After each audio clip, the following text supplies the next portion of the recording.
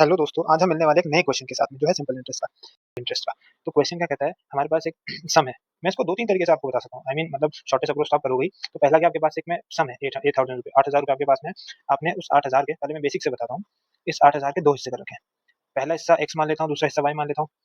इस पार्ट पर आपने 5% की रेट से और दूसरे पार्ट पे 7% की रेट से, यहाँ पर 5% की रेट से और यहाँ पर 7% की रेट से आपने इंटरेस्ट लगा रखा है। और एट द लास्ट आपको 500 रुपए इंटरेस्ट के तौर पे मिल रहे हैं। तो हमें बताना है कि जो y है इसकी वैल्यू क्या है, यानी कि जो 7% है ना, उस पर कितना अमाउंट हमने इन्वेस्ट कर रखा है। यानी कि 8,000 के 2 टुकड़े करने हैं। वो इक्वल टुकड़े नहीं होंगे कि 4,000 4,000, वो डिपेंड कर सकता है।